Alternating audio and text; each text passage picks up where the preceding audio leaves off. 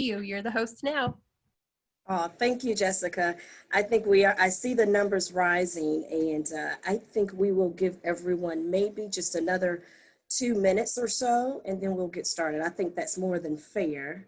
Give everybody a chance to log on, and then we will get started. I did want to remind everyone that we do have several community members that are on the line today, and we're so excited to have their support and participation in this. We also have a lot of alumni who saw the event and also joined us. So shout out to our alumni, shout out to our fellow business owners and community members. We're so excited to have you here today. Excellent. Thank you so much, Jessica. And certainly an unofficial, since we've not started yet officially, but an unofficial thank you to all of the team members, everyone that came together in the meetings these past several weeks to pull this together. So I see the number now at 142, and so we'll give it another minute or so. I think we have just over 200 individuals that registered, and since that number is still moving, we'll just let it go for another minute or so, and then we'll get started. We'll be kind and generous. We certainly desire for everyone to hear all that we've planned as much as possible. All right, just a few more seconds and we'll get started. It looks like the number is sitting kind of steady, and our tech team will, of course, admit individuals as they log on. Beautiful, beautiful, beautiful. Excellent. Awesome. Okay, well, we're going to go ahead and get started. I think we are recording, and I think I see Jessica's head nodding. Okay, perfect. So that means we'll be able to capture everything, all of our guests and all of our words and so forth for today. So welcome to Pasco Hernando State College. It takes us.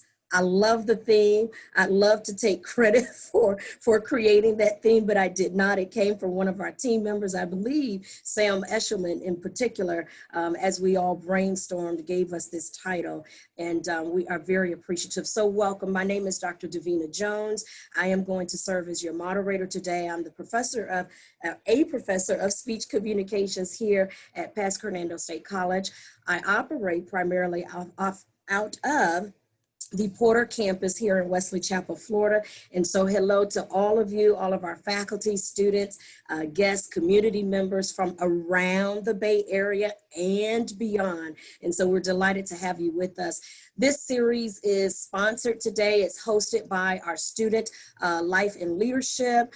Jessica White has led that team. And so kudos to Jessica for leading this vision and leading all of the team members. I'm gonna get into trouble if I start naming everybody that came to those meetings. And so you know who you are, and thank you so, so much for coming together off duty, off the clock, so to speak, to put this together. This is also co-sponsored by our Global and Multicultural Awareness and Equity Department. That is led by Mr. Imani Asakuli. And so we give greetings to Mr. Asakuli.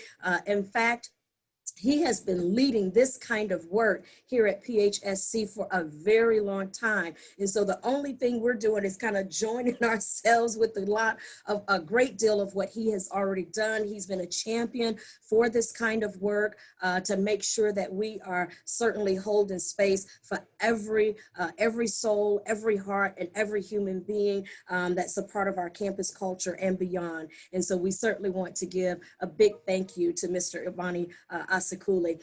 This series is one of 4 events. It is designed to be bold, to be courageous, but it is also based in research. You're going to hear that as I introduce our guests in a few minutes. But it is rooted in research, and it is rooted in our diverse lived experiences. So we bring all of that together to host these conversations. Let me take a minute and say why I am very passionate and excited about this work. I love what I call bridge work. You might not find find that in a textbook or a journal article, because it's just the name that I have on my board sitting right behind this computer in my office. I have it sitting right in the middle of my vision board back there. It's called bridge work.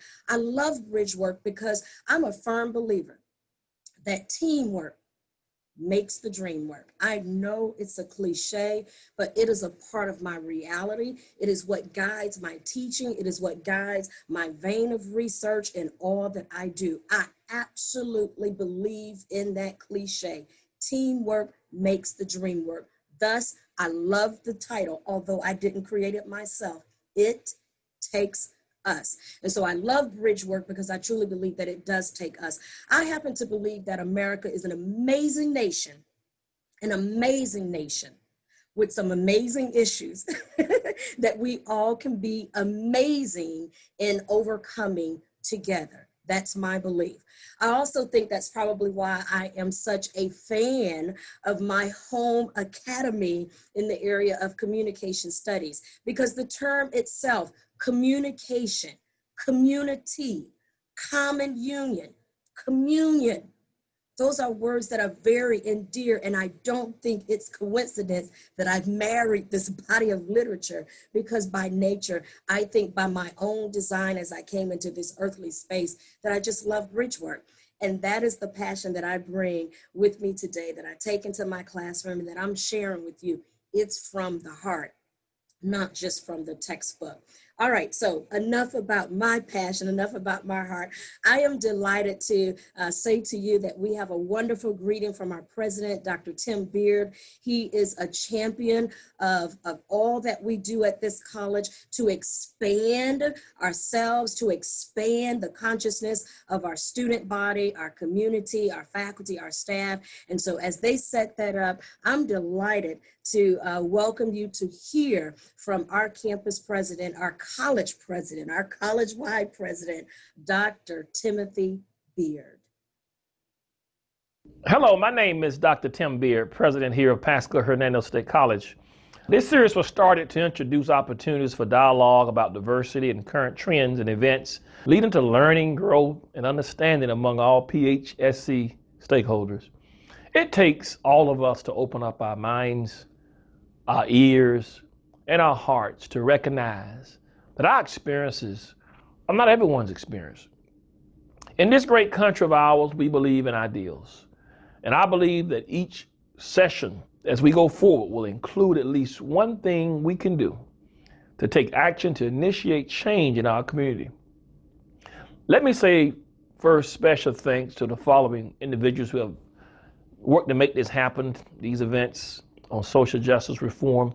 First, Professor Dr. Davina Jones, Dr. Kevin O'Farrell, Provost of our Porter campus, Dr. Amy Anderson, Provost of our Spring Hill campus, Ami Aka, Maniasa Keeley, Shakita Henderson, Dr. Eddie Williams, Sam Eshelman, and Karen Davis. Thanks to each of you for your contributions and work toward this major project. I do believe that when our founding fathers found this country over 400 or so years ago, they had a philosophy in which we call ideals that will allow us to become a more perfect union. Each generation that preceded them will have a contribution and responsibility to make. It's our time now. It's our time to be open. It's our time to be tolerant and to celebrate differences. I believe that we can become a more perfect union. We may not be there yet, but I have the faith and hope as Americans that we're going to get there. So I want to challenge each participant today to have what we call a courageous conversation. Go out of your comfort zone to talk about things that may cause you a little anxiety. But on the other hand, be open and accepting to things that you will hear may be different than what you have heard. It's going to take all of us working together in harmony, in a synergy, to really help make this country become a more perfect union. And when that happens, I think we'll be able to look back and say we were on the right side of history in making this country a more perfect union. So have a great workshop, a great session. We look to hear the great victories that will be talked about today and won in terms of conversations, in terms of sharing. And we just believe at PHSC it's the way to continue to reach for our goal. And of course, our best days are always ahead of us. Thank you very much. And thank you, Dr. Beard. That's why I embrace and celebrate him as our president, because those words are true to our heart, true to our soul, true to our aims in education. And I think you will get a chance to see that today. Well, I am getting ready to introduce our guest to you. And as I prepare to introduce our guest, I'm going to introduce the panel members, and then I'll introduce our keynote speakers. Allow me to say that although this series certainly will host the voices of our campus guests and one of our own, it is designed to kick off the conversation. And so you will actually, I think, have an opportunity to hear more from Dr. Beard in our upcoming sessions. He'll be on camera with us along with some of our other faculty, staff, and students. So we're just starting the conversation. So, and at the conclusion, we're going to let you know about some surprises that we have for students as we host this conversation. And so we have some student surprises. We have some action steps that are coming, and one primary action step that's very easy for all of us to do as we join this work titled It Takes Us. So with that said, let me begin to introduce our panel members, and then I'm going to introduce our guests and our keynote speaker, and let our keynote speaker take the mic. So first, let me introduce you to, some of you know this person because he's one of our own, Mr. Andrew Beman-Cavallaro. Mr. Andrew Cavallaro is the Associate Director of Libraries at Pasco Hernando State College Porter campus, so he's my next door neighbor. And he has a bachelor's in geography from Florida State University, go Seminoles. And he also has a master's in history and library information science from the University of South Florida, go Bulls. And he has served on Florida's Intellectual Freedom Committee, has peer-reviewed publications in journals, including the Journal of Intellectual Freedom and Privacy, and has been participating in the work by the same committee, Florida's Intellectual Freedom Committee, for work on, excuse me, mapping instances and bannings and challenges in libraries. So I just want to give Mr. Andrew just a quick moment to say hello. And of course, we'll see you on the other side on the panel. So give us a quick hello. Good morning, everyone. It's lovely to be here. I'm looking forward to all the conversations that everyone's going to have, the topics we're going to talk about. And it's really nice to get to share a sort of virtual table with some very esteemed folks like Doctors Harris and Meyer. So thank you. Well, we count you in that number as being esteemed, and we're so delighted that you are one of us in that esteemed count. So thank you for joining us on the panel.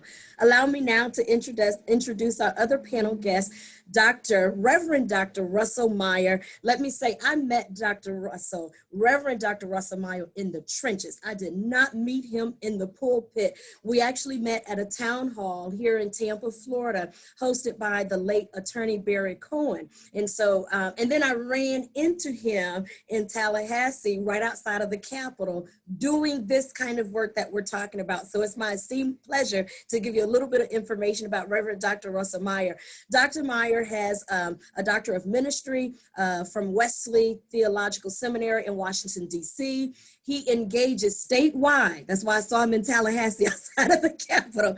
He engages statewide in interfaith efforts on climate, healthcare, justice reform, refugees, and civic engagement. He leads the newly created Florida Faith Advocacy Office of the Council. He also has dual roles in ministry in the Tampa Bay area, serving at St. Lutheran Church over in Seminole Heights. Reverend Dr. Russell Meyer, thank you for being with us. Please take a moment and say hello. Well, hello, and it's great to be with you again, Dr. Jones. You mentioned Barry Cohen and the work that we tried to do around policing Viking White Black. It was a time when the city police were stopping Black youth and giving them tickets for riding their bicycle in ways that people in the suburbs ride their bicycles. The Department of Justice looked at that and said there was absolutely no good that came out of it. It simply harmed Black youth. And that's the pattern of authority that needs to cease in our state. And I try to work on that in a number of different areas. And so it's great to be with you again. Thank you so much for sharing, and so delighted that you're with us again. I was just so amazed and thought it not unusual that as we were touring the Capitol as a coalition from the college that we ran into you doing that work. So thank you again. And now our other panel guest has a special place in my heart, I have to say. Dr. Tina M. Harris. Dr. Tina M. Harris is the Maynard Endowed Chair of Race, Media, and Cultural Literacy in the Manship School of Mass Communications at Louisiana State University. So we got LSU on our team today.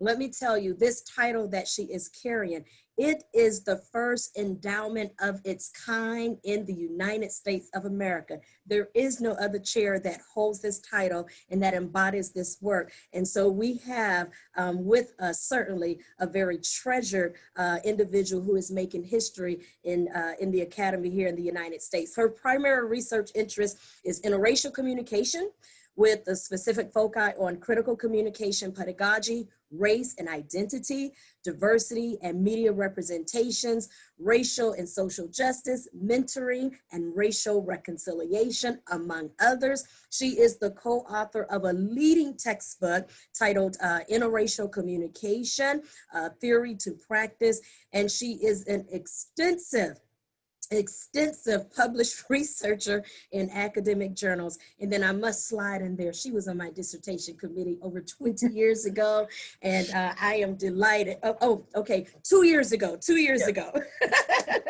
I am delighted to have Dr. Tina M. Harris. Take a minute and say hello to us, please. Well, hello, everyone. I want to give a special thank you to Dr. Jones for this invitation. When I saw that it came from her, it would not matter what the topic was. I was immediately going to say yes, but because it's dealing with race and we are definitely dealing with some critical times in this country, I would be remiss if I said no. So I'm excited to be here, and I'm just, I'm excited. I'm looking forward to our conversation. Excellent. Thank you so very much.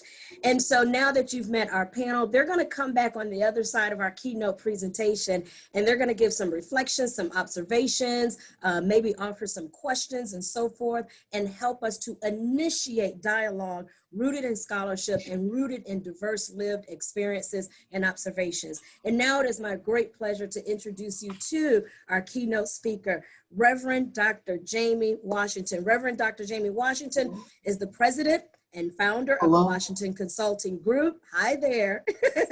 He is an educator, administrator, and consultant in higher education for over 36 years.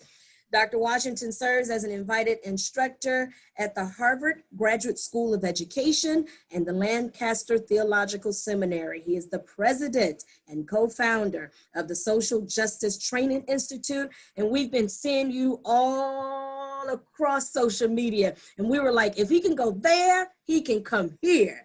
And so Jamie, Dr. Jamie Washington, Jessica White, she championed the cause and she chased you down, and we got you. So we are delighted to have you as our keynote speaker. I'm going to turn the microphone over to you. We're going to give you a good 20, 25 solid minutes to fill our hearts, and then we're going to bring our panel back and do a little bit of an exchange. So thank you so much for being with us. The floor is yours.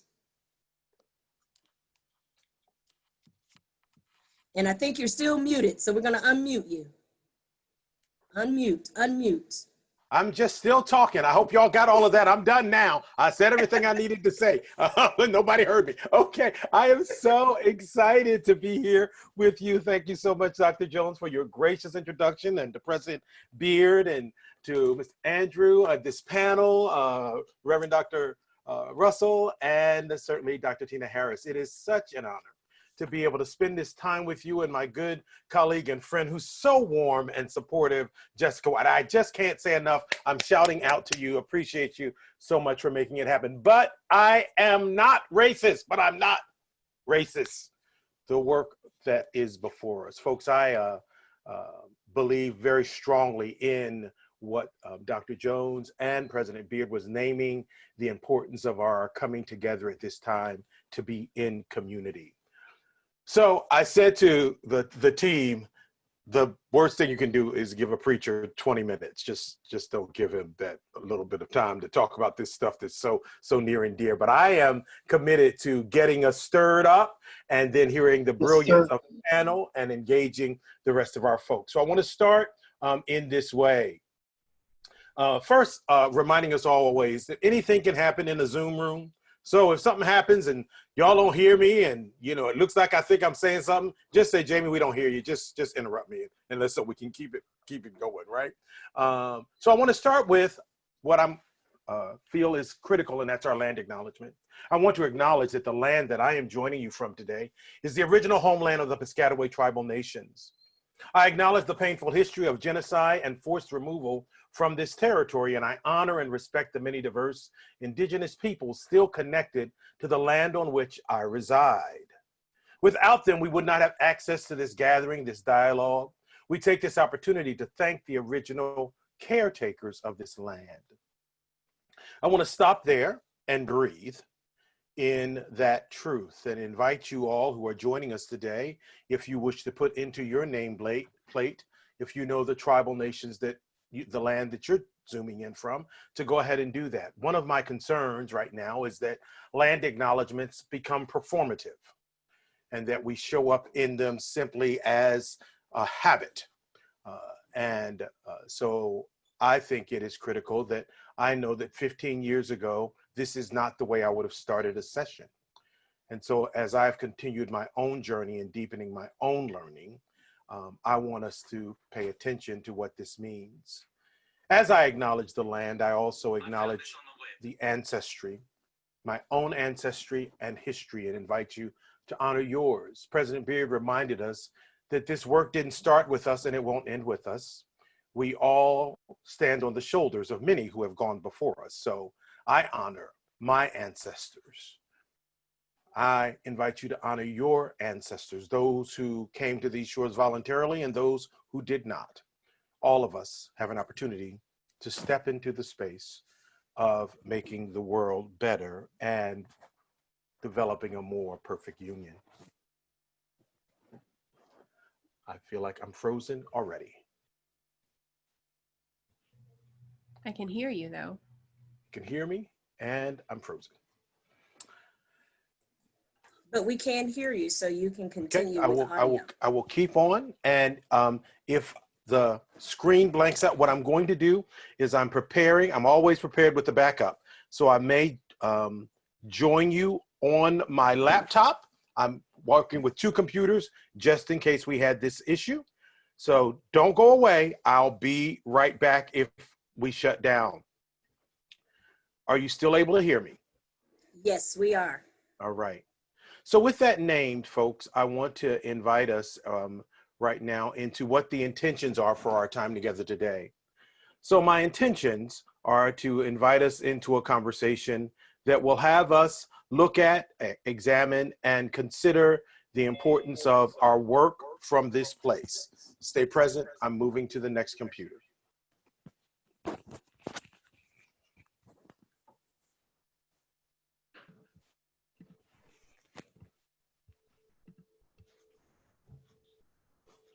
As we wait for Dr. Washington return, I saw someone in the chat giving thanks to the Timucua indigenous individuals. Certainly I am familiar from the Jacksonville area and did not know the reach was here in the Newport Richey area. And then Jessica, if you all can make sure that everyone is muted. Maybe using the smallest cone. If you all can make sure everyone is muted. And then when we did our wig Haley, did you notice she when she parts your hair, she like digs the comb into your scalp? Tech team, if you can make sure that everyone is muted. Perfect. There we go. All right, I think our tech team has managed to make sure everyone is muted. Dr. Washington, it sounds like you're coming back in. The African.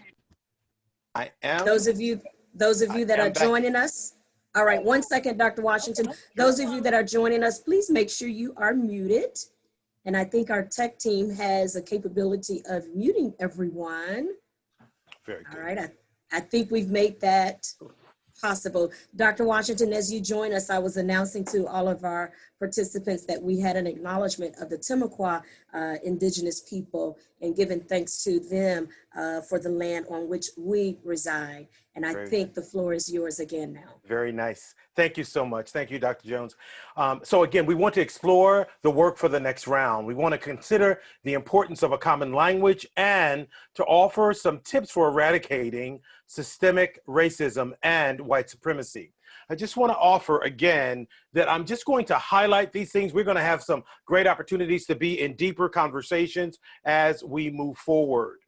And so the first thing I want to name is technology. So I want to invite you into this moment that you think about old technologies. How many of you remember the flip phone? When we first got the flip phone, remember when we got beepers? Remember your first beeper? Pager, I thought that was so exciting. And VCRs, I tell folks all the time, I used to record my stories for the whole week when I was in college on a VCR.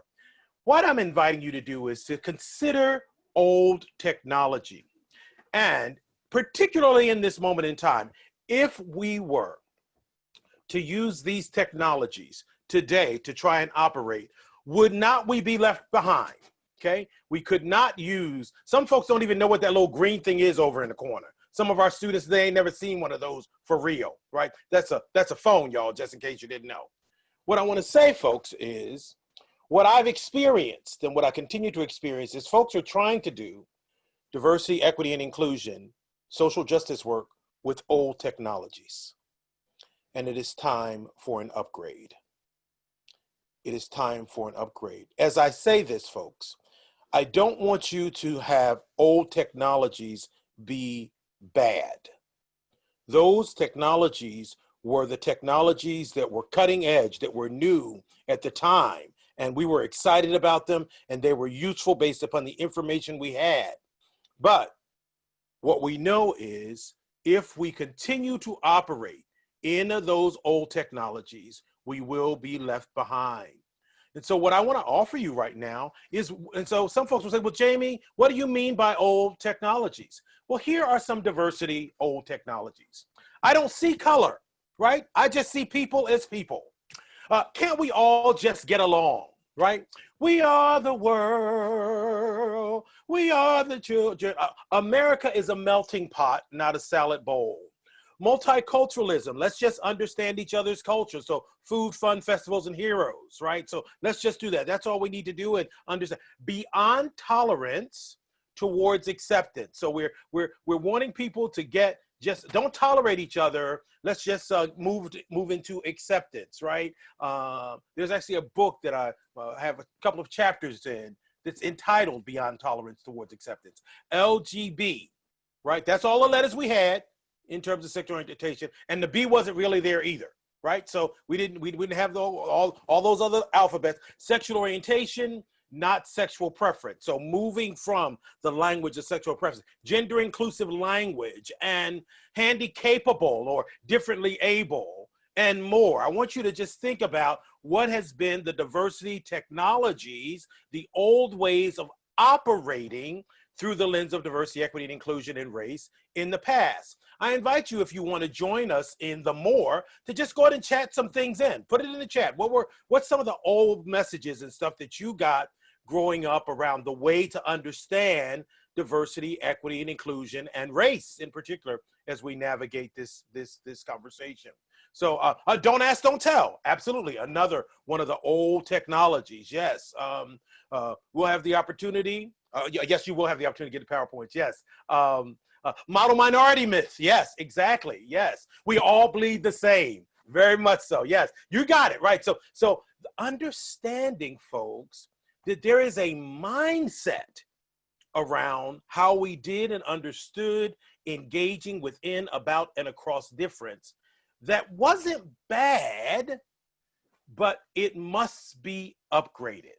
Now, I want you to think for a minute. How many of you have ever had to upgrade your equipment or devices, right? So when you think about that, what's some of the stuff that comes up for you when you think about upgrading? My experience has been that most folks don't like to upgrade. They don't want to upgrade. Like, can't we just, right? Let's just keep it the way it was. I was more comfortable with that. And, you know, and so I'm just going to keep it the same way, right? And so in this particular moment, spaces, there's a cost to upgrading. Very good, folks. You got it, right. Why fix what's not broken? See, I knew all the wisdom. It was not just on the panel. It's out here amongst us. That is exactly right. And in this context, moving us forward, the work forward requires that we do an upgrade. What I want to say clearly, folks, is it's not always going to be comfortable. You're not going to like it. You're not going to be familiar with it. And you're going to have to get some help. You're going to have to rely on your content and subject matter experts to be able to show up and help you figure out how to do this for the next round. With that, here's what I'm saying are 4 things that have to happen in the upgrade.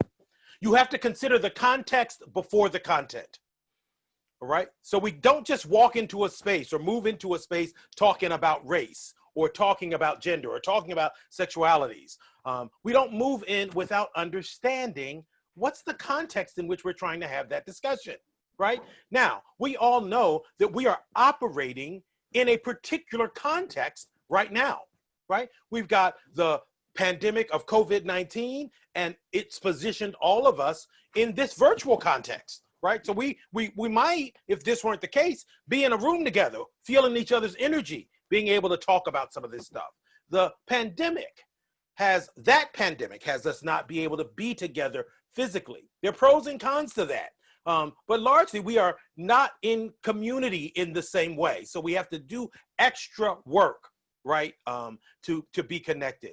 The other part of the context that we're in is once George Floyd, Ahmaud Arbery, Breonna Taylor, in that space where the pandemic of 1619 collided with the pandemic of COVID-19, then we had what I refer to as the perfect storm, right? The moment where the light was shown on how systemic racism continues to raise its ugly head. George Floyd, Ahmaud Arbery, Breonna Taylor were not new situations, but it was about the context of the moment that had everyone slowed down, that had us be able to see some things in a different way that resulted in certainly the unrest and the uprisings in the midst of all that's going on. And so the context we're navigating now is so important. What I want to name, folks, is that while we believe very strongly in justice anywhere is a threat to justice everywhere.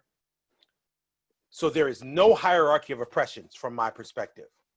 All of it matters. At the same time, given the context that we're in, that being a US context, we must be willing to do race work, right? We must be willing to do our work around race and all of what that means. And that's where I'm going to focus my energy as I move to my last part of my comments. The next piece of context building is building a learning community. Part of the tension that we're in right now is that folks are walking on eggshells because they're afraid they're going to get it wrong. They're going to say the wrong thing. They're going to end up in court. They're going to end up without their jobs. They're going to end up doing harm. And so in particularly the context of higher education, we must be creating a place where folks, in fact, can be learners. It is so critical in this cancel culture and in this culture where folks are expected to be woke, that we create space for people to be waking up, right? Everybody can't be woke. And we need to remember when we were not woke. If we're creating an environment for learning, we have to be on the journey with folks, right? The next piece then I want to offer is Identities Matter. And so part of what the old technologies is there's no such thing as race. We're all a part of the human race. Right? It's just the human race. That's who we all are. We all bleed the same. I heard some of that earlier. And I don't care whether people are black, brown, blue, green, yellow, or purple. You know, I just see people. And so I'm really glad that when folks look at me, they see a person. That is important to me, right? And as we look at the folks on the Zoom, that we see people. We don't see cats, we don't see birds, not that those are bad things, but we see people. Yes, I get that. But if we are pretending that all people are having the same experience, we are missing some things. So identities matter. This is particularly important, not only for privileged and majoritized folks, but it's also important for minoritized folks. We cannot pretend like when I walk into the room with all of my degrees and skills and so on, that people don't see a Black man, right? Or they read me as Black cisgender male, right? Whether that's accurate or not, my experience as one who moves about the world and gets seen as a Black male is not the same as my colleague Jessica White. It's not the same, right? We need to be able to own that in order to move to the next piece of the work, and that is to care about diversity, equity, and inclusion. I want to be really clear that this conversation requires that we care about it, right? It's not enough to just know about it. You must care about it, and you must have as your value to, again, create a more perfect nation. And so we have to get on the same page in terms of what we're talking about, a level of understanding. And so with that, I want to just kind of offer you a couple of things here. So as we begin this conversation around race, we need to be able to talk about race. We know that it's a social construct, and while it may not be real, it has real implications, right? So sometimes I get with my highly educated folks and, well, we should just stop talking about it because it's not real. No. It's a little too late for that. We must engage its real implications and its impact. What's systemic and individual? Racism, implicit bias, microaggressions. These are the byproducts and the terms of engagement.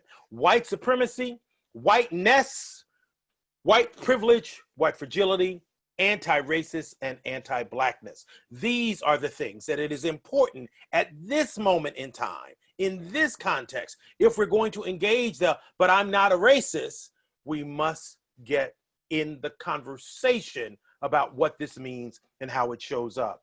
And so I just want to do a few of these. And so the first one, therefore, is individual racism in terms of its definition and what it means for us, folks. Understanding that individual racism refers to the assumption that beliefs or behaviors that is a form of racial discrimination that stems from conscious and unconscious personal prejudice. So I want to hold a minute there because most of us, many folks live in the individual racism place, interpersonal racism place. We might think about systemic racism, but we don't live in that space unless we are intentional. Then systemic racism includes policies, practices, procedures entrenched and embedded as normal practices in established institutions, which result in exclusion or promotion of designated groups. In the context of the US, we're talking about predominantly a dynamic that privileges white folks and disadvantages minoritized folks and disproportionately impacts folks of African descent. It differs from overt racism and discrimination in that no individual intent is necessary. So but I'm not a racist. You need to understand no individual intent is necessary. Also known as institutional racism, it can lead to such issues as discrimination in the criminal justice, employment, housing, healthcare, education, among other issues. If you are in fact going to not be a racist, you must be an anti-racist. And anti-racism looks like it includes beliefs, actions, movements, and policies adopted or developed to oppose racism. You must be in action to oppose racism. It is more than simply not actively or consciously practicing. So just because I love chicken, just because I eat Chinese food, just because I dated one, I gotta get that in. Just because my best friends are, does not make you an anti-racist. One of my favorite stories to tell around this is I was doing a workshop. There was a gentleman who was married to a Japanese woman, white man married to a Japanese woman, just a wonderful gentleman. He'd done 3 days with me, came in on the 3rd day and said, Jamie, thank you so much for this work. Guess what I discovered? They had 2 children, 1 5 and 1 7. He said, Jamie, guess what I discovered last night? I said, what? He said, my children are part Japanese. I said, really? And so I share that story. You can work with, you can go to school with, you can date, you can marry, and you can have children and still not engage race. Something was happening that it took a workshop for this man to realize that his children were part Japanese. Now, I can't get into, and I don't know all of what was going on in that house, but that new awareness, well, they were just my babies. Yep. And your children were having a different experience than you had as a white man navigating the world. So is your wife, right? And so race matters, and you must actively be doing something to engage that. It is with intention, deliberate, challenging oneself and others to explore and examine and eradicate racist policies, procedures. Connected to that, folks, I just want to invite us to these last things, and I'm going to hand it off back to Dr. Davina. If, in fact, this work is before us and we are to become anti-racist, we must acknowledge that race matters. You've just got to hold that race matters every day. You must acknowledge and engage the dynamics of trust, fear, hopelessness, and fatigue. Many of us who are out here every day living these dynamics have real reason not to trust that any of these efforts are going to matter. We have seen it. This is 400 years. This pandemic has not been eradicated yet. We have not found the cure. We have not found the vaccine. So we are tired, right? And we must acknowledge that that's a real thing. You must own that you have been raced. I've been Black all my life, as far as I know. But when I got to college, I didn't know what it meant to be Black. I didn't know how race came into the room. And so I had to do my own race work, examine my race narrative. I had to examine the narrative that when I thought about race, I thought about it in the Black and white binary. I didn't consider the experience of multiracial folks. I didn't consider the experience of Latino and Latinx and Chicano folks and Asian and Apita folks. I didn't experience the full BIPOC community. I didn't think about that. And I'm not making myself wrong for that. That's how systemic racism works. It keeps us in this binary thinking. But I have to acknowledge my race narrative and the implications when I'm talking about race in a room. Don't let, here's one of my favorite ones, don't let DEI efforts distract you from doing race work. See, one of the things that systemic racism has been able to do is have us do diversity, equity, and inclusion. Everything matters, so we don't have to deal with race, right? Now, don't get me wrong. Everything does matter, but it has been a way out of the race conversation instead of a way into it. Except that race operates both at the individual, group, and systems level. I talked about that already, so it's not just about me and what I feel and my experience. It is about what my group experiences, both good and negative, and it is about what the system supports of that experience. You must widen your lens. As we navigate race in the particular context of the US, you must commit to addressing anti-Blackness and becoming anti-racist. Anti-Blackness is a particular dynamic that is shown up with more emphasis as we have moved through these last 3 months. Thus, now we don't just hear people of color, we hear BIPOC, right? Black and Indigenous and people of color, to center Blackness as a dynamic, to build relationships and engage how race matters, both within group and across group. So what I want you to do, folks, is I don't want another book, another article. Don't tell me nothing else you read. Now, I need you to get in some relationships with some people and have some real conversations. not just what you've done academically. Let go of the need to be right or to be comfortable. Brene Brown said, this is not the season for white people to be comfortable or silent. Right? So if you don't like what I'm saying, that's what Brene Brown said. All right. Engage intersectionality and intersecting identities. Don't take Kimberly Crenshaw's work and those who have worked along with her and make it something that it is not. Intersectionality is about multiple minoritized identities. And it started out with the work around what was happening for Black women, right, in the court systems. Intersecting identities is the space that invites us to hold all of our intersecting identities. But intersectionality is about multiple minoritized identities that invites us to move beyond either or thinking, to stop saying, but I'm not a racist. And as you are in this work, and this is the last one is for free, you must rest, you must reflect, you must restore, and return. Folks, many of us are in this for the long haul, but we are worn out. And I need us to be in it and prepare the next generation. So if you're tired, rest, reflect on your learning, restore, and return. Thank you. Dr.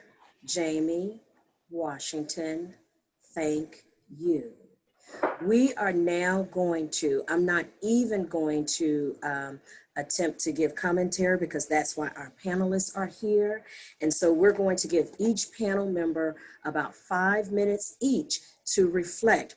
And if at the end of this conversation, just on the other side of the 12 o'clock hour, if you leave this conversation saying this is not enough, then you're right, because we're just starting the conversation and others are to continue and your individual work is to continue. With that being said, Mr. Andrew Beman-Cavallaro, you are up first. We're going to give you 5 minutes to respond, and then we'll go to Reverend Dr. Meyer for 5 minutes, and then we'll go to Dr. Tina Harris for 5 minutes, and then we'll invite Dr. Washington for closing remarks, and then Jessica White will announce our student surprises and so forth.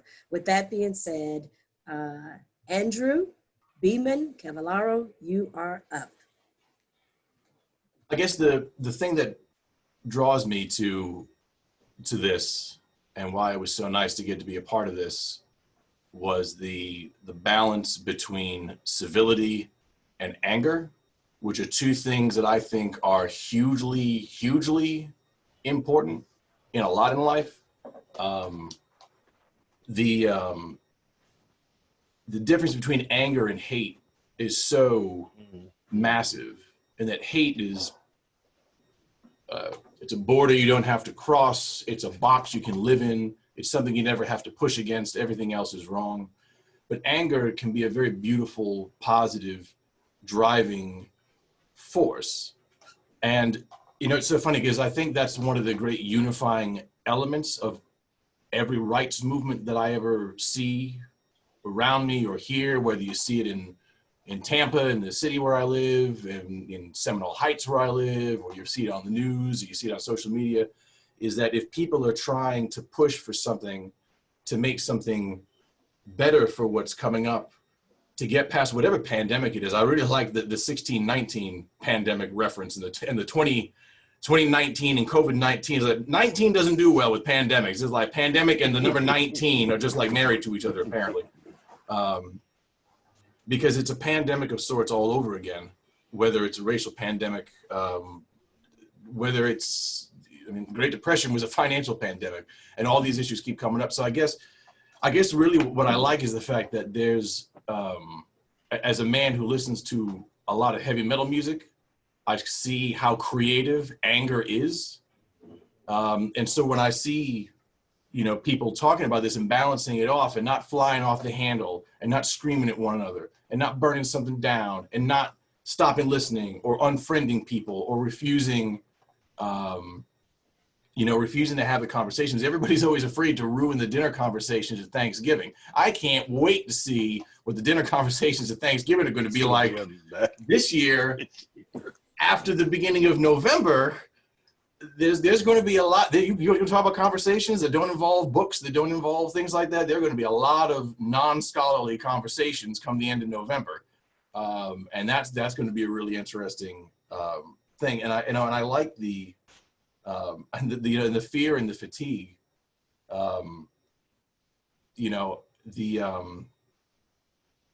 The idea that, I mean, for me, I talk about anger. I mean, anger and fear to me are two sides of the same coin, and they're both involved with learning, because of the fact that in order to learn anything, you have to admit either that what you know is wrong or what you know is incomplete. You can't learn anything. It's inherently impossible to learn anything without those two things. And I don't want to do that all the time. I don't want to be wrong. I don't want to admit I'm incomplete. I hope I'm doing okay, but it's nice. It's nice to see, and it's nice to be able to have this kind of environment. I wish this happened more, and maybe it happens more outside of the scope that I'm in, and maybe that's something I need to be a bigger part of. I work in academia, and that's a great place for these kind of conversations. But when I see somebody with a whole bunch of bumper stickers driving down the highway, and I start having a huge argument with them in my head, that's not productive. That's not communication. It's not a dialogue. And as a librarian, that's something that's huge to me, is that my whole field, everything I dedicate myself to, and my work is my life, is information and people through conversation. Whether that conversation is with a person with a piece of technology, whether it's in person, remote, electronic, print, the entire idea that a society with a sufficient amount of liberty has the ability to have institutions that help provide it information, to learn how to use those resources, have the empowerment to get that information to improve their lives and the lives of their loved ones, wherever they're coming from. In our college, we have that all the time, the backgrounds of the students that I help. And bit by bit, you realize just how ignorant you are sometimes about what everyone else is going through. So that's why I like seeing that really positive anger from people, because that drives passion, that drives change, that defines what matters in whose people's lives. And yeah, I mean, the other thing is it's too late. This is the last thing I'll end with is, I remember when things involving Black Lives Matter were at the end of Hamilton, individuals made a very polite statement to a member of a presidential administration. We could have had the conversation there after people were making nice, polite statements after a musical. And now everyone's wondering, why are they burning cities down? I mean, maybe it could have happened a little sooner, and it wasn't the first time, So I guess that's what my conclusion was on. Andrew, thank you so much for your reflections. Again, I am reserving such temptation to share also. Thank you so very much, Andrew, our own Andrew Beman-Cavallaro. And now we go to Reverend Dr. Russell Meyer for 5 minutes of reflections. Well, thank you, Dr. Jones, and thank you very much, Dr. Jamie Washington. A wonderful presentation. I really appreciate the way you opened up talking about upgrading technology. I recognized all those things that are now sitting somewhere in a box in my garage, trying to figure out what to do with them. And so I think it's really important that we understand that this conversation we're having now has been layered in every generation throughout the time Europeans colonized, settled this country, trafficked in Africans to settle here, and massacre, genocide the people who were already here, and then said they discovered this country. This country was not discovered. This country was taken, raped, dispossessed, conquered. And that's what we all have inherited. And so we owe history, the truth of our lives, of how now, given that that is what has made us Americans, that we deal with that honestly in an equitable way. And if we get this if we do the conversation with sincerity and honesty, integrity and intentionality, we're doing reparations work, we're doing healing work, we're addressing trauma, and trauma is essential to address. And what I want to say is everybody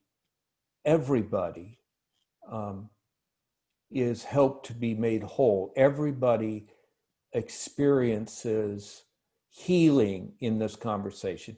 Everybody benefits from it. And every time this conversation is shut down or said it doesn't need to happen or whatever, people are being harmed across the spectrum. Even the people who want to shut it down are harming themselves.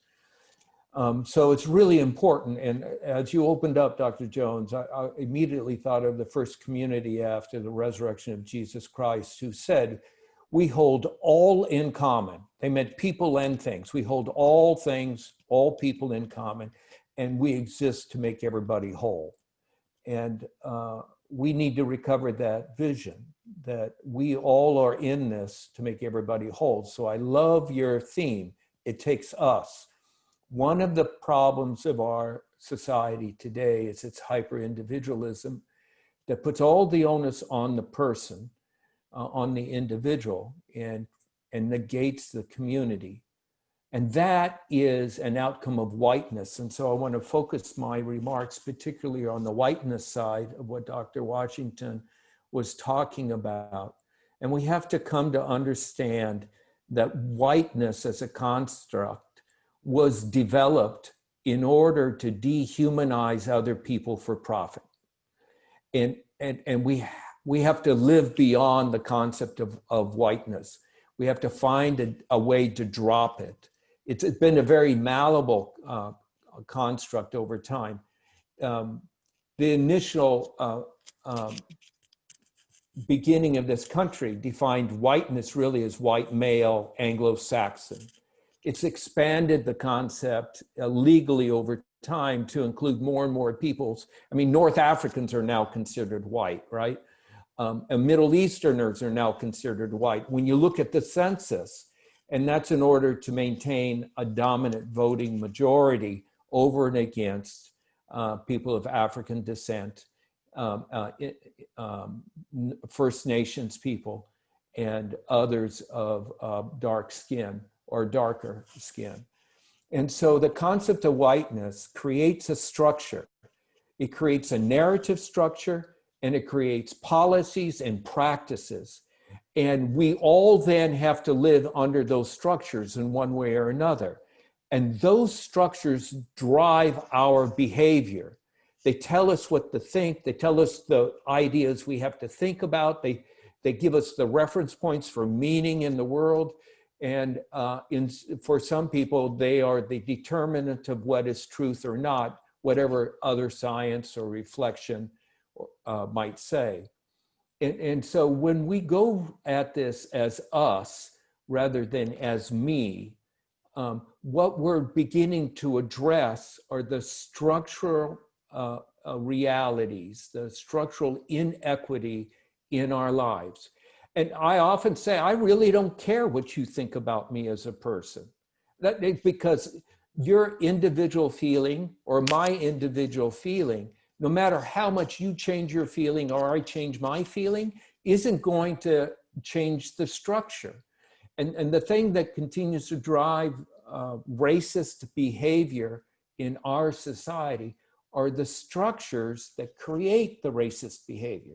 Just so one illustration, after World War II, people were coming back from war. Everybody had gone to the cities to build war machines. And so we needed suburbs. There was no farming was not where we were going to go back to.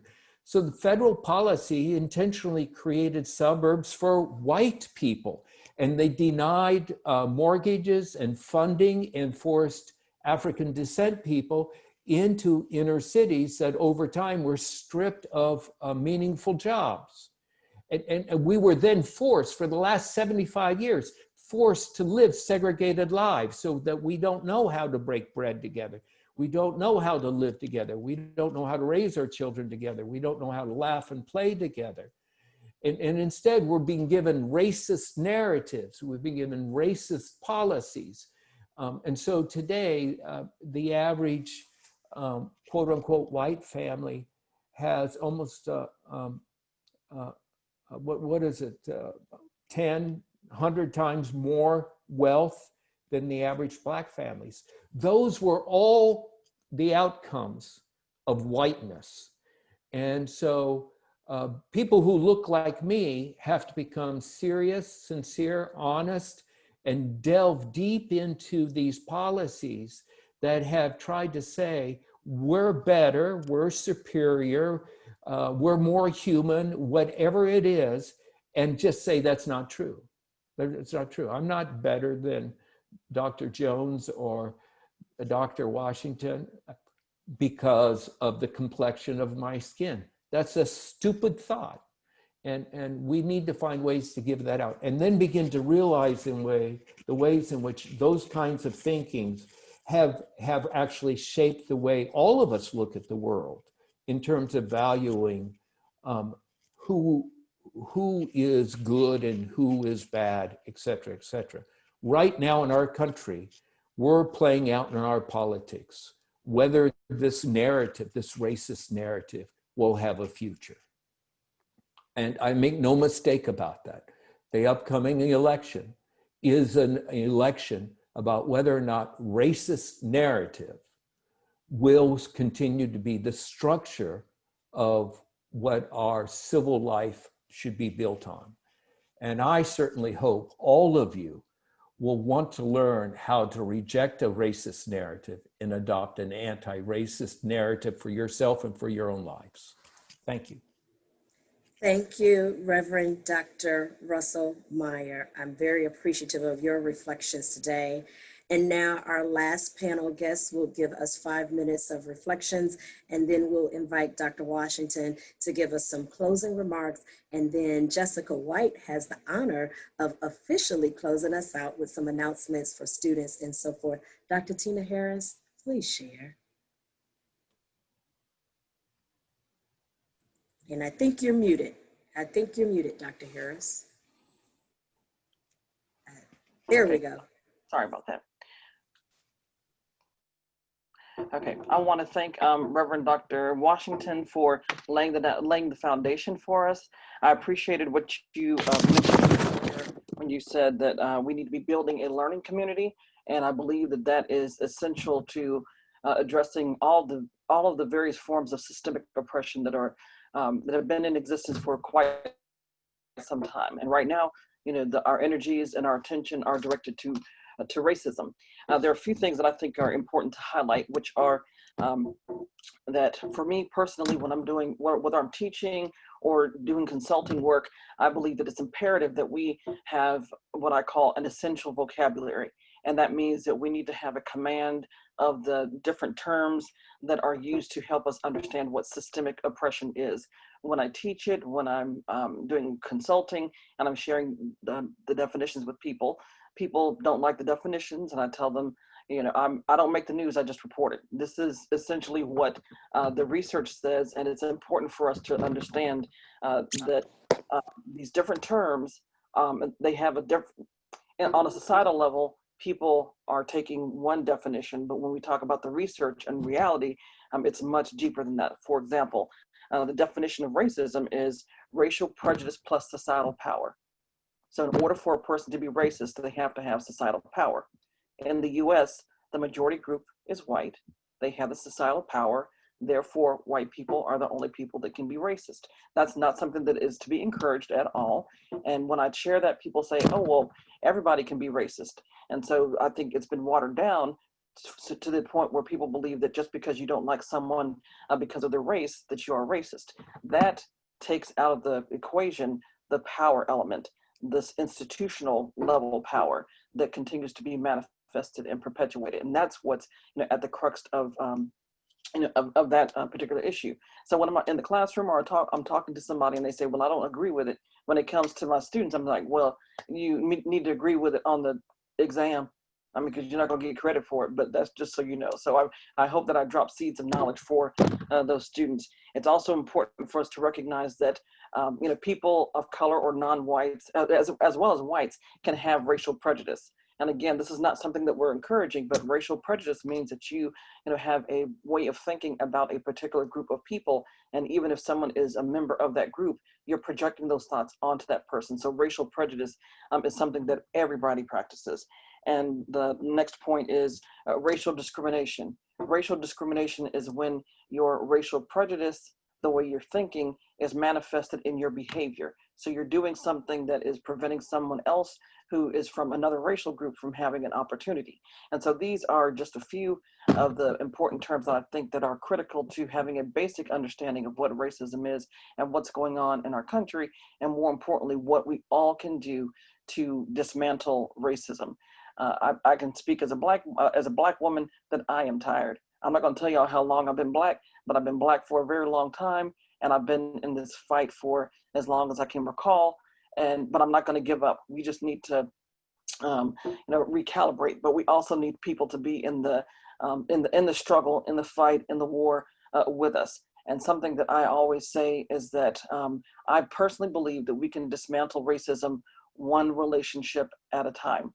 So that means being willing to get out of our comfort zone and establish relationships with people who do not look like us. People of color, we do that all the time, but I am specifically talking to white people. Get out of your comfort zone and be willing to be vulnerable with people that you meet, people that you may already know, that you can establish a deeper relationship with them to gain some insight and understanding to what it means to be marginalized. This is real. This is not something that we're making up. And it's time for us all to get in the trenches, to get in the fight and dismantle racism. Dr. Harris, we have recorded this, but several people have asked for that first definition again. I know it's being recorded, but that very first definition of what it means to be a racist. Could you just repeat that very quickly, and then we'll move on to our next piece? I sure can. Racism is racial prejudice plus societal power. Okay, racial prejudice plus societal power. Whew, my goodness. To all of our panel guests, your reflections are golden. Dr. Washington, someone asked if we could take a few questions. I know the hour is upon us. Jessica, if you desire to maybe call out, if you want to, Jessica or Ame, one of you on the team, if you want to maybe pull up 2 or 3 questions, and then we've got to move into our conclusion and allow Dr. Washington to give us some closing remarks, perhaps even as if he desires to respond to other comments that have been said. So Jessica, do you all have desire or a mechanism to maybe pull up a few questions? We certainly can.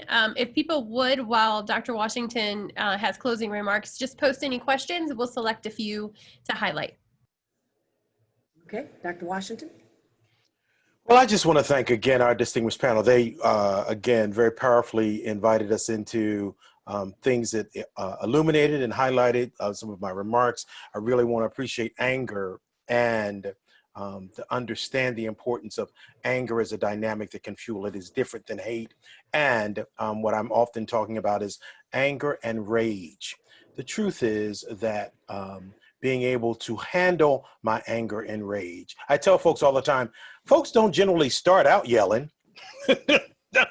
It's generally because they've not been heard, right? So the capacity to hold on, to engage the anger and the rage is a part of the movement forward. As Dr. Russell shared so powerfully, is whiteness as a dynamic, owning it and speaking to the role of white people in this conversation, which is not making white people inherently evil, but it is helping white folks to own your part. I really appreciate the notion that one of the panelists named around the lack of conversation is not just harming people of color, right?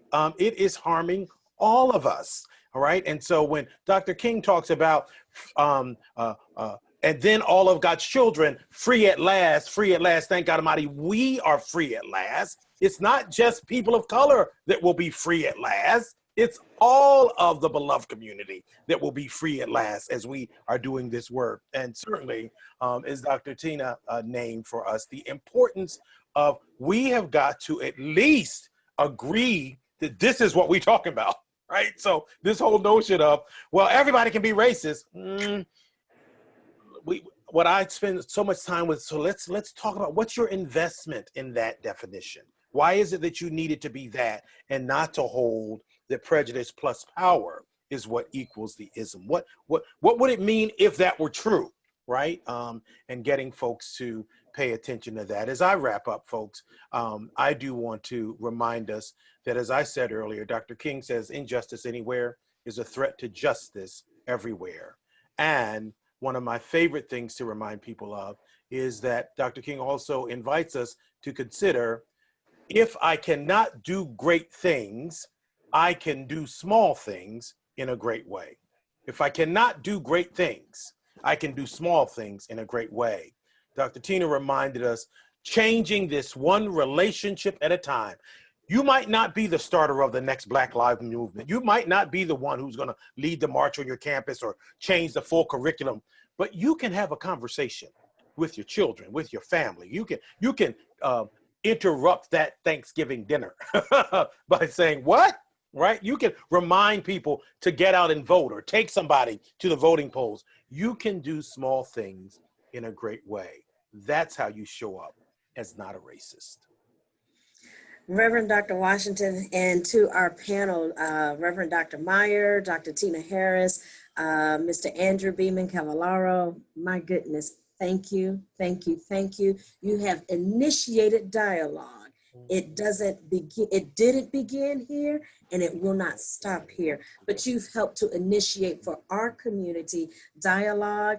Jessica, I'm going to turn it over to you. Maybe 12:15 is our stop, but if you've got maybe one or two good questions that Dr. Washington can respond to, and then we will have our official closeout. Thank you again to all of our panel. Thank you, Dr. Jones. Greatly appreciate you. Thank you, Dr. Jones. You've been wonderful. So just to kind of recap a few questions, Dr. Washington, if you could answer, I think that there's some question about white people.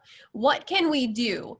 How can we support Black Lives Matter as white people? And does white silence mean white violence? And so one of the things that I think is really important is that, as I talked about being in community, both across and within, so white folks need to get with some other white folks. There's some white folks who are doing great work in here. Well, Dr. Russell Myers is an example of that, right? Meyer is an example of that. And to just listen and learn and know that it's a developmental process. You are not wrong. You just happen to be born a baby, and you were born a white baby. Right? Most of us are born babies. We don't get to have no say in that. And then we happen to be born into systems that are already in place. So if you can move through the guilt, the shame, the blame, and I'm not saying that just don't have that, move through it, right? Because it is a thing. You got to move through it so that you can show up effective as an ally, as an accomplice, right? As a co-conspirator in the conversation, right? And so, so that's what, get in relationship, talk with other white people. So don't just go to people of color asking them what you can do, right?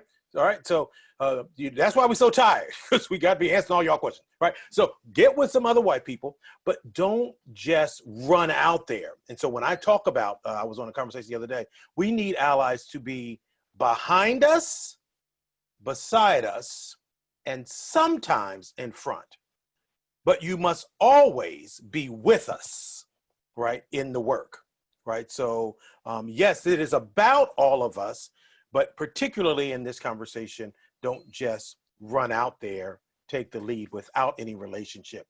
Part of how white supremacy stays in place is you think you know better than us, right? That's a problem, right? So we got to kind of eradicate and dismantle that, right? So I think that kind of connects both of them. Yeah, thank you so much. Yeah, I absolutely agree with that. And so my last name is not only white, I am also white. And we've had conversations about the fact that I want to do more. And so what I think is most important is doing that research, is finding out what can you do, what can you learn. So often we turn to our friends that are people of color to answer questions for us that have been written about. We don't need to have our friends and our teammates at work to teach us these things. There are resources. So with that in mind, we are going to actually take about 10 students who've logged in and joined us for today. We're going to randomly select 10 students and mail you this book, which I highly recommend. So you want to talk about Race by Ijoma Ulul. And this I think is great. Many of you may have heard of White Fragility. I find this book to be a better introductory book for you to learn from and then move on to White Fragility because its message is very important, but this one's a really great one. So if you are interested in winning the book, you can put it in the chat, but we are definitely going to award them only to students as they are our target audience. But everyone else, we're so excited to have you here. Our panelists do not have to stay, but we are going to keep the line open to have some discussion, particularly with students, to share what they've learned today, what they heard, and just have a little bit of a dialogue. No one has to stay, but if you gotta go, you gotta go. Jessica, very Yes, quickly, we give a thank you to our alumni, Jordan Davis. Jordan was a part of our earlier conversations. And so I'm going to make sure he's over at USF now, but I'm going to make sure he knows that we gave him a campus-wide shout out. And I'm going to Amen. charges that earlier omission to my head and not my heart, as we say in church world. So Jordan Davis, thank you, thank you, thank you, one of our amazing graduates. And thank you again, Jessica, for your work and your closeout that you've offered to us to say greetings and goodbyes to our panel that must go and to our students that desire to stay.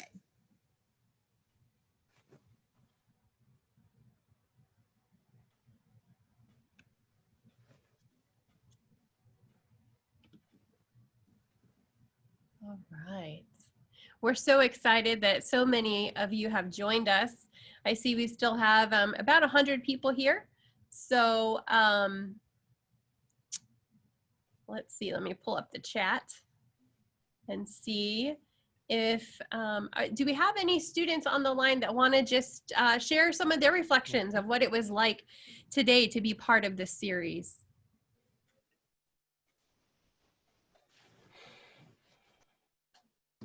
Infinitely. Can you guys hear me? And so it hits me in the back of your head. Just goes this way and yours. Can you hear me? Yes, no? We can hear you. Oh, awesome. So this is Gretchen, and I just really appreciate the opportunity to be able to hear and learn about these sorts of things. I think it's really important and valuable, and I think that it's really great that you're able to bring this to us. I appreciate it. I'm really looking forward to hearing more, and I know that you guys have some new great things planned. You know, I was thinking it would be really awesome if we could talk about maybe doing a book discussion group about this book. I know some people are getting it mailed to them, but there are also libraries and things like that. So that would be super cool. Thank you, Gretchen. Who else would like to speak? Ask a question? Hi, my name is Tobias Scott. I just wanted to say that this was an amazing time. I have not been able to really put some things into words sometimes when I'm trying to have a conversation with my peers. I'm prior military, I was in for 5 years, and some of those old devices that we talked about, I've definitely heard a lot, and I didn't really know how to word it other than saying that they're not necessarily true or they're not the right way of phrasing that thing that they want to get through, even in the military, because it's seen as something that's colorless and there is still prejudice inside of the military.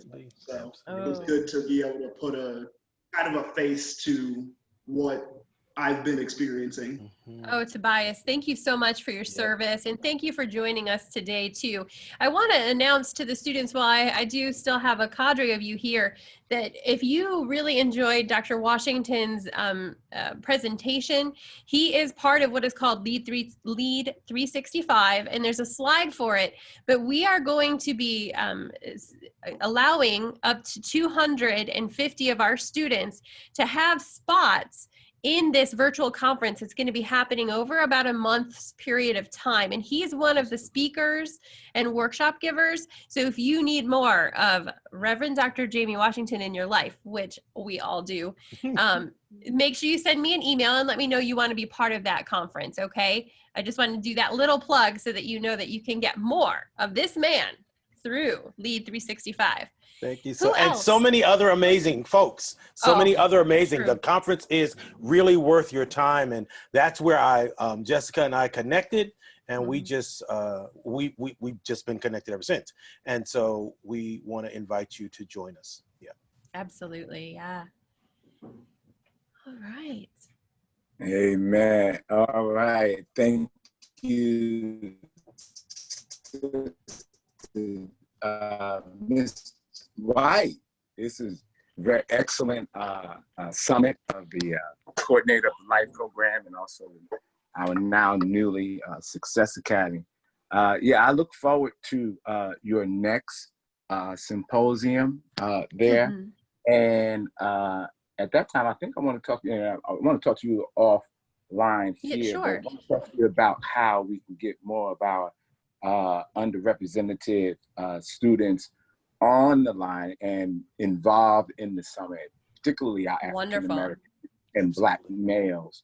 We got the Success Academy that has started. You almost have about 30 students that have applied and are in the Harper there. Okay, that is great to know. Dr. Ailes, I appreciate that. We'll get connected offline and see if we can get those students involved in the things that we're doing, and maybe in that Lead 365. I want to push it back to the students. Who else do we have on the line that maybe has some comments or reflections about today's workshop?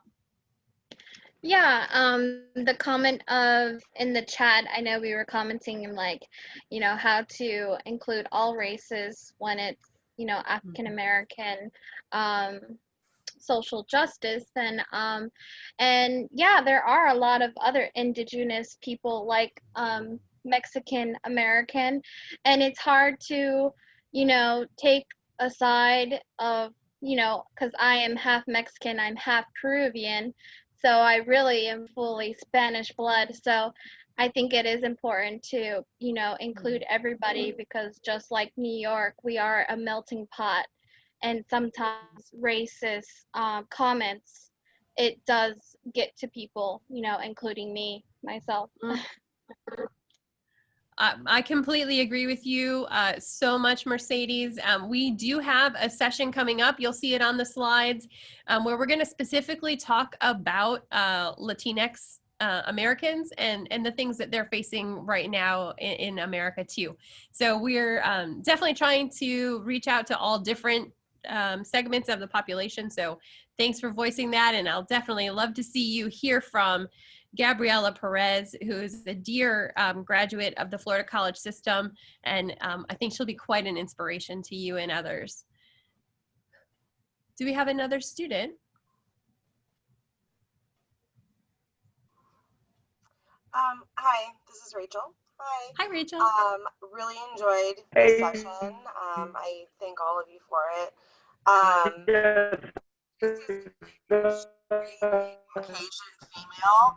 I've had many friends of color. I still do. And I mentioned in the comments how a lot of them are like, "Oh, you're the coolest white girl that I know," or "You're the only white girl that I like," and that makes me really sad. Because and like at times I'm embarrassed to be white, and I don't know if anybody else feels that way, but I'm just like, oh my God, like, are there that many awful white people out there? And it just makes me want to cry sometimes, because I was raised to not see color when I fill out forms. You don't need to know my race. You don't need to know my gender or my sexuality. It's none of your business, okay? I am a human being. And that's how I was raised. So just, you know, growing up, and even I'm 36 years old and I still have this like guilt for being white. And I don't know if anybody else feels that way, growing up as a Caucasian. But I just wanted to share that with everyone. Yeah, I think that is a valuable experience to share. I agree with that. I think Dr. Washington had invited us to also start pushing beyond that, to start doing work now. And so that's where that learning and finding out history and just finding ways that we can take action is probably the best way for us, Rachel, to really help this movement. We have to be more than just that one cool white girl. We've got to, Right. you know, make an impact. Yeah, Absolutely. I love it. Yeah. Jessica, I agree. Jessica, Yes, I'd like Dr. to Jones. add that I love I'm when on it. I have a class at 12:30. I so didn't I'm get gonna that. be Could you switching try? out of- But I love when Dr. Washington said, I'm not an awful person because I'm white. I just happen to be born a baby, born white, into a system that in many cases already existed. And so I desire to encourage that while I know it is a human experience to feel guilt and to feel embarrassment, I do think we are giving you permission to feel and then move beyond that so we can all heal. When I say move beyond, I don't mean to discount it. I am saying, you know, I do not desire to allow or support individuals experiencing this with guilt.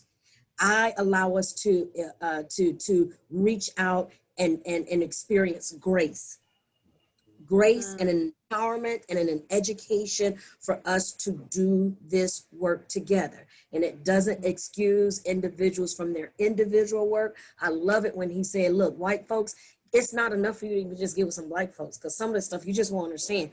Get with some other white folks like Reverend Dr. Russell Meyer to do that work. And you don't have to be a member of his church to do work with them. That's what I love about it. So I'll rest my comment there. Thank you so much for sharing that as well and letting me share. Thank you, Dr. Jones. Folks, I have to jump off as well. Thank you again, Dr. Jones and Andrew. I appreciate you all so much. And Dr. Tina, yeah, just amazing. Just a wonderful opportunity that we can continue to do this together and stay in it and know that everything you're doing matters. Take good care. Thank you so much. Yeah. Thank you. All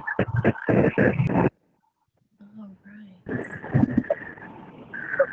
Do we have another student interested in sharing any reflections from today?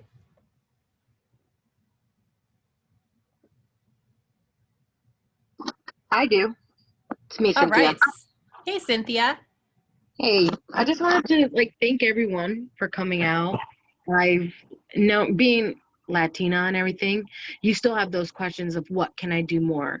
Being a person of color doesn't mean that you have all the answers. So I'm glad I came to this to, how to help out more. Like, what's more that I can do? You don't have to be white. You just need to be educated. And I thank everyone for coming out and, educating me as well. So thank you. That's awesome. Thank you, Cynthia. And Cynthia is one of our vice presidents for student government. So we'd like to just, thank you for speaking out. And she represents you as students in the student government. So is Gretchen. Gretchen had spoken earlier. She's also a vice president of SGA. So we're very excited to have good leaders among us.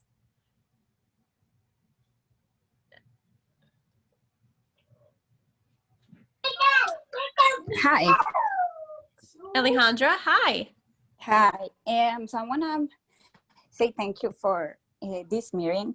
I am a new student at Pasco College, and I'm very grateful because I'm from Colombia, and Black history in Colombia is different.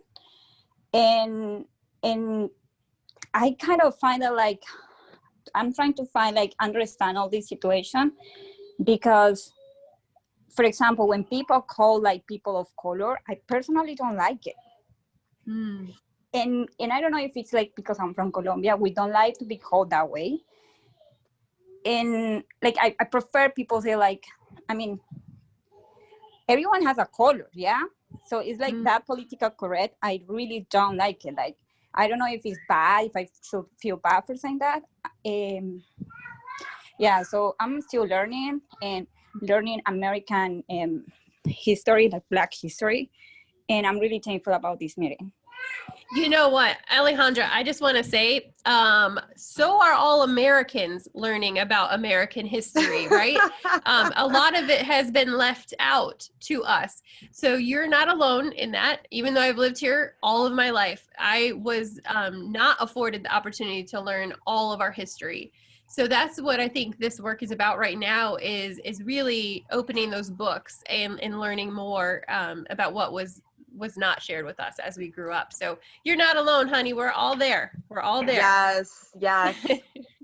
Yes, I completely agree. I know growing up, I always question, like, why is it black and white? Just a moment. Because they're not, like, I mean, there's like very dark-skinned people and very light-skinned people, but we're all on this, like, crazy spectrum. It's an amazing, you know, like, the human race is amazing. And we were just born the way we were, but, like, why is it black and white? Or the word people of color? So what am I? Invisible? Because Put it out there. Can I say something, that's why Jessica? it's done like that, because it was easy to do. And it didn't, people weren't putting in the effort and the time as much openly as they are now across those dialogues. It's the simplicity of it is painful. Agreed. I heard Miss Connie speaking up, and then Clifford. Cliff, did you unmute yourself to speak, or I did. no? You did. Yeah. So, okay, go ahead, Cliff, and then we'll go to Connie. Well, see, my thing is too is that we had kind of dialogue before, Jessica, about similar things. I'm a big, huge advocate. I have 3 biracial daughters. To civilian world in America, I'm a white man. I don't consider myself white. I'm Sicilian and Irish. That's what I always put. But if race wasn't such a big, huge issue, then why is it on all of our applications for housing, job applications, everything? Like, in America is the only, I'm a Marine veteran myself, and I've been to 12 different countries in 12 years. And we have the same, we have this thing, everything's the green team, we're green. But America is the only place that race really, really matters. Like, we're the only ones that put labels on each other instead of calling each other Americans. And it's something that we need to get away from. I feel that this conversation is a great conversation to have. It's a needed conversation. I think, like, if anybody looks up that the worst lynching in America, one of the worst ones was in Louisiana. It was of Sicilian Americans that came over and poured it there because they have a darker skin tone. And it's wrong. It needs to change. America, we need to all wake up. You mind if I chime in? Oh, please do. Yes, ma'am. Yeah, well, I think what it boils down to is the fact that many years ago, 4 racial categories were introduced. So we've already talked about how race is a social construct. So there were 4 main categories, and I can't recall them off the top of my head, but they were essentially white, black, Asian, and white, black, white, black, Hispanic, Asian, right? and Hispanic, and they were broad categories. I didn't get that. Could you try again? Sorry, Siri. That's all right. They were broad categories that were essentially used to dump people, into. And it wasn't just to be a descriptor, but it was essentially to divide and conquer. That's what the colonizers did. And it was never, a way to affirm or validate people. And so that's why, there continues to be a movement in terms of the language that we use to describe ourselves, and to like move away from, from just saying that I'm American. A person will say, oh no, actually I am African American, or whatever their heritage is. And so I think that when people say, oh, can we all just be Americans? When I look at you, I don't see color, that negates a significant part of who people are, because a lot of that's socially constructed, and because of our marginalized status, that's our reality. And so we have to, again, have communication and have and dialogue with each other so we can understand our different worldviews and perspectives. Thank you so much. Yeah, that's great. I'm gonna turn it over to Connie. Connie wanted to say something. Well, actually, you brought up some very, very interesting points, but I have to start out with a shout out to my fellow Sicilian American. I think we label things so we can understand them and categorize them. However, what happens is we then place value on these labels, and the value is constructed by society. I don't think we can do away with these things because it's part of how we understand. And while I personally choose not to state race on any form, many valuable demographics and information comes out of that help us to address inequities. So I don't know what the solution is, but language is powerful and we use it in different ways. We can use it to serve society, or we can use it to suppress others. I do think that race is an issue in other countries. My sister-in-law is from Guatemala, and there is an issue there where are you more of Indian descent or are you more of Spanish descent? In the history of Italy, Southern Italians were considered lesser for not just the color of their skin, but because of other socioeconomic factors.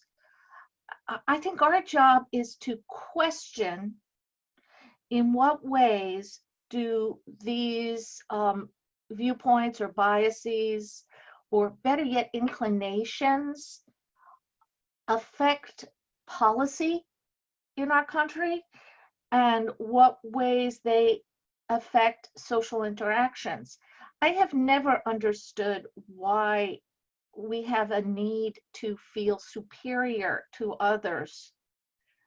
Maybe that's something in our human makeup, but I still think that's constructed. I want to thank you, Jessica. This has been a wonderful conversation, and we need these conversations. I appreciate the students chiming in. I really want to understand where the students are. I said in one of my comments that it's important to understand the history and how whiteness became the desired norm, because that helps us communicate with, old fogies like me who grew up in this system. So I appreciate this discussion, and thanks, Jessica, and everybody. Yes, it was definitely a group effort. And I really want to actually give a shout out to Sam Eshelman too, because, he was very insistent that we stay behind and do this today. So thank you, Sam, for that. And do we have a few? Dr. Harris has to leave. And so I just want to say again, Dr. Harris, thank you so much for your insight. We definitely did not get enough of you either. So we're going to have you back sometime soon. Oh, I would love it. I love doing this kind of work. So, I mean, it's not work, it's fun to me. So I would definitely come back for sure. Oh, Dr. Harris, thank you so much for your time. Okay, thank we you. really appreciate it. Dr. Harris, blessing. Thank you. Oh, thank you. And hopefully you can breathe. Thank you. Okay, bye-bye. Thanks again. Bye-bye. Okay, so we have, do we have, oh, Rachel. Rachel has a question. Oh, wait. Okay. So, background on my life, my ex-husband, who I'm now dating again, it's weird. But we have a daughter he's from Panama. So she is half Panamanian. Well, I guess she'd be like 40% Panamanian because her grandmother has Italian in her as well. And she's like a Native American Panamanian. So anyways, my daughter, she has like an olive skin tone. Her grandmother is very dark from Panama. And yesterday, her father and I were filling out gym memberships together, and I was marking him as, I'm better at filling out forms, so I was marking him as Hispanic and also Caucasian, and marking my daughter as Hispanic and Caucasian. And he's like, why are you doing that? Why like she has white skin? And I'm like, no, she is Hispanic and so are you. And I realized, and also after this, we've had this whole discussion, is that I think that he is actually embarrassed to be Hispanic, because there's moments where he doesn't even want to admit that he knows how to talk Spanish, and I don't know when that happened. And unfortunately, it's like, I think there's a stigma that Hispanics are, ignorant or stupid, because a lot of Hispanics are immigrants, obviously, and they can't speak proper English like his mother. We call it, Spanglish, basically. Like, you have to get to know her to understand what she's saying. And I've known her since I was 16, so I can have a full-on conversation with her, and it's half Spanish and half English. But it's unfortunate that he was born in Panama, brought over here when he was 5, and he is still embarrassed that he is Hispanic. And now he's trying to make my daughter have that same feeling. And refuse to let him. And I'm like, I barked at him last night. I was like, no, she is Hispanic, and she needs to know that and be proud of it. She talks better Spanish than I do, and she's 9 years old. Don't. Yeah. It's like, don't. So it's, it's not only, we're talking about, African American, but there's also this Hispanic stigma where, unfortunately, he grew up with that, where he didn't want to let people know. He still doesn't want to let people know. Yeah. That he's Hispanic. Well, Rachel, I think what I would do is, if you could have a conversation with him, to just ask, what is it coming from? Because I could easily see, from my standpoint, why in America right now he wants to hide that. I think that maybe those are the things that would be useful to have that conversation with him about. What are the things that that are causing him to have that? Yeah, and I think the problem is that his father was like from Indiana. His father was over there at a military base, and so his father was like completely white, right? So I think there's some sort of stigma going on there, but I certainly want to, and you're right, have a conversation, because I don't want my daughter to ignore the fact that she is Hispanic, and she needs to be proud and loud about that, because she's a beautiful human being. She's intelligent. She knows 2 languages. She's in the gifted program. Like, there's no reason why she can't own that. So I would just, I would like to just point out to everyone, you said earlier, Rachel, about how being white is an issue, right? And then for your husband, not being white is an issue. And so these things that we don't talk about, that we started talking about today, really matter. They make an impact, and they make a big impact on our children, because whether or not we talk about them, those children feel it, right? So if you have that feeling like, you know, I hate that I'm white, and then he has this, I hate that I'm Hispanic. What is that unintentionally doing? And you now know it, you just recognized it, and you're going to do something about it. That's the one thing that you're going to do after this, because you now can talk about it. And so now I'm going to make sure you get one of these, and you can learn more and change that for your daughter. Yeah, well, I mean, it's not necessarily that we don't use the word hate in my household. I don't hate being white. He doesn't hate being Hispanic. I think it's more of like a societal, like, embarrassment, you know, like I have my own feelings about being white and like, you know, how other people view white people, and he has the same kind of issues. And now we have a daughter who is white and Hispanic. Yep. And I just, you know, it saddens me that just because you're going by color, where like for me, I view it as like, I'm Irish. I'm also, you know, English and Scottish and Welsh. And, you know, I think when he says he's Spanish, I'm like, no, honey, you're Hispanic. You're from Panama. You're also Italian because your grandfather was from Sicily. So, you know, you have to recognize that it shouldn't be race. It should be ethnicity. And I've always pushed this. Yeah. I don't know why we have to go by race. I think it should just be, you know, what's your ethnicity? Where did your ancestors come from? We're all becoming just this one big melting pot, for real. Well, technically, yes. However, societally, no, we're not. Yeah, and that's what. So we have to get to that. I think that's what angers me. It's like, yeah, you know, why are we going by the skin color? Why aren't we talking about our ancestry and, you know, what we bring to the table? I agree. All right, let's see. Do we have any other students who wanted to say anything before we actually close up shop? What do we got? Yeah, and like I lived in Costa Rica for 3 years. It was like during Obama's presidency, oddly enough. But it's also about, you know, humanity. The people that live in Costa Rica, they have nothing. Like, and you come back with a different mentality that, like, you know, living in the United States isn't just guaranteed that, you know, you can have a luxury life. And we just have to get back to that mindset of like we are all human, and we're here in, you know, United States. And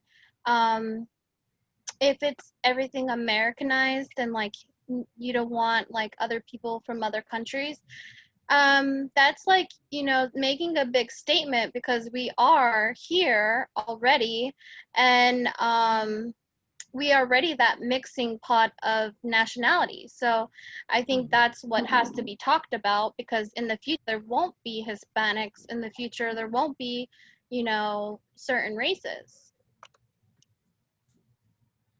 Thank you for sharing. I appreciate that. Andrew, do you have any closing thoughts welcome. for us? Closing remarks. All right. Just for one last quick thing. One of the things that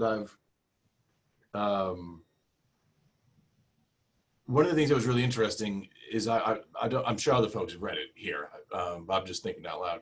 Was Simone de Beauvoir's book, The Second Sex. And what's really interesting about it is it focuses on the core idea that why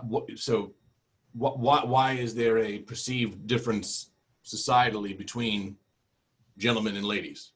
And the general idea, and she illustrates it well, and I think it's very pervasive, is there is to be male is the norm.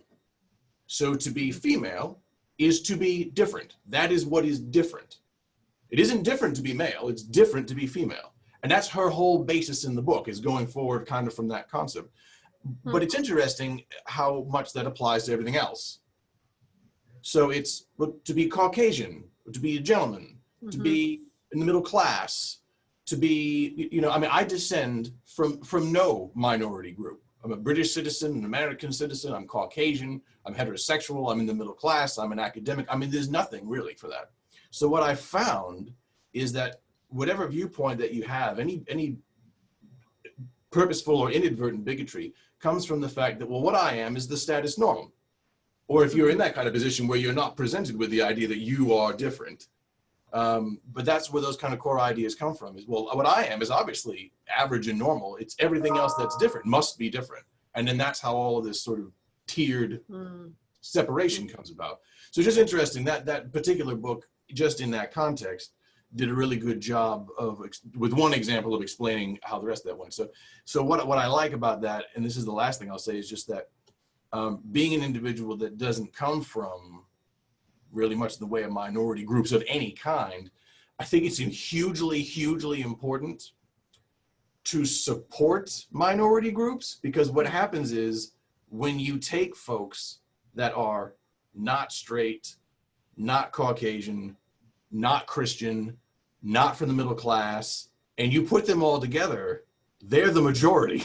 When you put the minority groups of everyone that's not like me together, you have the majority of the population. And I think that's an interesting way to look at minority groups, is like, well, if you don't come from one of those groups or you're not in any of those groups, oh, these all look like smaller partitions. No, buddy, you are in the smaller partition. Well, I definitely appreciate that, Andrew. And I appreciate everyone sharing. We will be putting out the information about the next session. So make sure you check into that. Black Lives Matter is the topic. And can't wait to see you there. Make sure you register at phsc.edu/it-takes-us. Thank you for joining us today. Have a wonderful day, and we'll see you next time. Thank you. Thank you.